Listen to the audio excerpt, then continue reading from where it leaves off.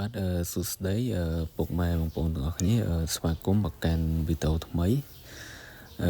នៅក្នុងវីដេអូនេះដែរគឺខ្ញុំមកបង្ហាញពុកម៉ែបងប្អូនទាំងអស់គ្នាអំពីធាតុសកម្មថ្នាំ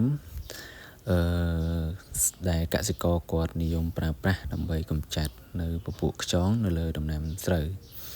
ហើយដោយដែលពុកម៉ែបងប្អូនទាំងអស់គ្នាបានដឹងហើយថាសប្តាហ៍ថ្ងៃនេះបញ្ហាប្រឈមដ៏សំខាន់មួយនៅលើការធ្វើដំណាំស្រូវហ្នឹងគឺបញ្ហាខ្យងនេះឯងជាពិសេសហ្នឹងគឺនៅពេលដែលយើងធ្វើវគ្គ2ហ្នឹង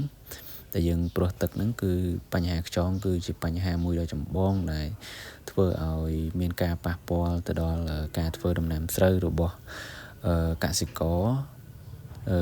យើងទាំងអស់គ្នាហ្នឹងនៅតាមតំបន់នីមួយៗផងដែរហើយថ្ងៃនេះផងដែរក៏ខ្ញុំមកបង្ហាញពុកម៉ែបងប្អូនទាំងអស់គ្នាអំពី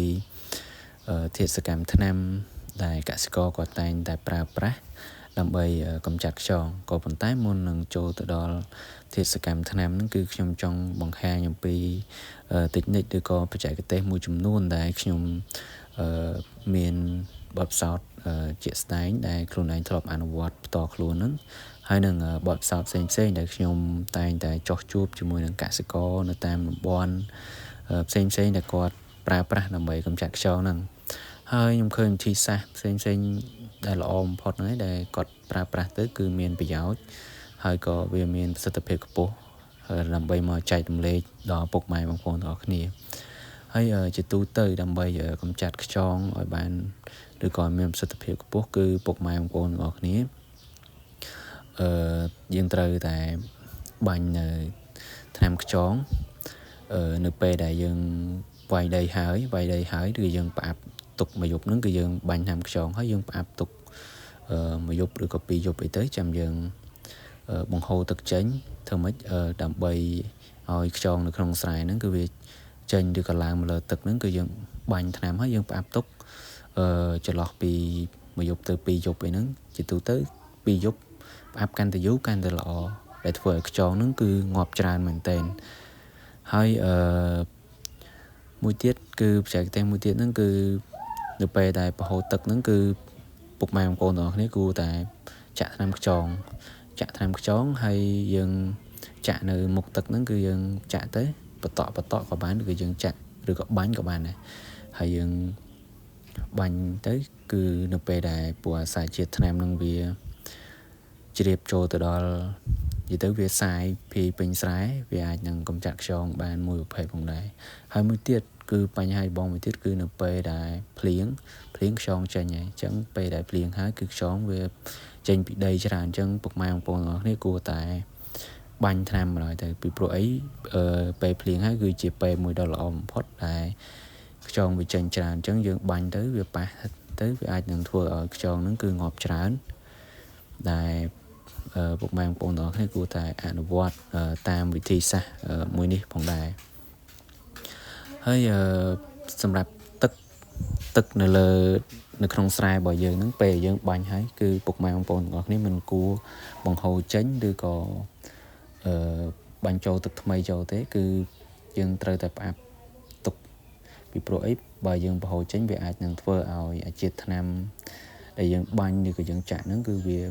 ចេញពីស្រែរបស់យើងហ្នឹងគឺអាចធ្វើឲ្យពេលខ្លះហ្នឹងគឺខ្យងវាអាចរស់ឡើងវិញឬក៏វាងាប់អស់ចឹងជាដើមតើឥឡូវយើងចូលទៅដល់ធាតុសកម្មថ្នាំដែលកសិករគាត់និយមប្រើប្រាស់ហ្នឹងគឺទី1គឺអាបាមេទីន5ចុចហ្នឹងគឺជាទូទៅកសិករគាត់និយមប្រើប្រាស់គាត់បាញ់នៅលើស្រែរបស់គាត់ឬក៏បាញ់នៅក្នុងស្រែឬក៏គាត់ចាក់ជាដើមហើយអាបាមេទីន 5.0 នេះជាប្រភេទថ្នាំមួយដែលវាក្តៅឬក៏ជាប្រភេទថ្នាំមួយដែលមានលេខខ្ពស់ដែលយើងអាចប្រើប្រាស់ដើម្បីកម្ចាត់ខ្យងហ្នឹងគឺមានប្រសិទ្ធភាពខ្ពស់ផងដែរហើយលេខ2ហ្នឹងគឺអាបាមេទីន 3.6 វាលេខទាបជាង5ចុចតិចប៉ុន្តែគុណភាពរបស់វាក៏អាចទទួលយកបានដែរបើសិនជា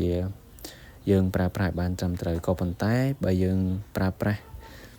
ក៏យើងអាចនឹងដំឡើងនៅបរិមាណឲ្យយើងប្រើឲ្យច្រើនពីព្រោះអីដោយសារតែកម្រិតជាតិថ្នាំរបស់វាគឺមានលេខទាបជាង ទី1នឹងខាងលើហើយតម្លៃរបស់វាក៏វាធូរថ្លៃជាងទី1ដែរបើទី1តម្លៃវារៀងខ្ពស់ជាងបន្តិចក៏ប៉ុន្តែវាមានប្រសិទ្ធភាពខ្ពស់តែបើទី2តម្លៃក៏រៀងធូរថ្លៃក៏ប៉ុន្តែវាមានប្រសិទ្ធភាពរបស់វាអាចនឹងទាបជាងលេខ1នឹងក៏ប៉ុន្តែតម្លៃរបស់វាក៏ខុសគ្នារៀងគ្រាន់បើដែរជាទូទៅបើយើងប្រើលេខ2ក៏យើងអាចនឹងប្រើប្រាស់នៅក្នុងបរិមាណមួយដ៏ច្រើនផងដែរជាទូទៅគឺខ្ញុំឃើញកសិករគាត់តែងតែប្រើប្រាស់ច្រើនបើគាត់ប្រើប្រាស់អាបាមេទីន 3.6 ហ្នឹងគឺគាត់ប្រើប្រាស់បរិមាណមួយដ៏ច្រើនអញ្ចឹងអាចថាការចំណាយរបស់គាត់ក៏រៀងច្រើនផងដែរហើយធាតុសកម្មឬក៏ថ្នាំទាំងអស់នេះគឺពុកម៉ែបងប្អូនទាំងអស់គ្នាក៏អាចទៅទិញបាននៅតាមដេប៉ូតំណាងចែកចាយជីថ្នាំកសិកម្មដែរនៅជិតផ្ទះរបស់ពុកម៉ែបងប្អូនទាំងអស់គ្នាហ្នឹងយើងអាចទៅរកទិញបានហើយថ្នាំទាំងអស់នេះគឺជាប្រភេទថ្នាំមួយដែលពេញនិយមដែលកសិករគាត់និយមប្រើប្រាស់សប្តាហ៍ថ្ងៃនេះផងដែរហើយជាចុងក្រោយក៏សូមអរគុណដល់ពុកម៉ែបងប្អូនទាំងអស់គ្នាដែលបានតាមដានតាំងពីដើមរហូតដល់ចប់ហើយវីដេអូបន្តទៀតគឺខ្ញុំនឹងបង្ហាញឬក៏ធ្វើបង្ហាញពុកម៉ែបងប្អូនទាំងអស់គ្នាបន្ថែមអំពីធាតុសកម្មថ្នាំផ្សេងៗដែលជាធាតុសកម្មថ្នាំដែលពេញនិយមកសិករគាត់តែងតែប្រើប្រាស់សប្តាហ៍ថ្ងៃនេះនៅតាមតំបន់នីមួយៗហើយក៏ជាបទពិសោធន៍ផ្ទាល់ខ្លួនដែលខ្ញុំតែងតែអនុវត្ត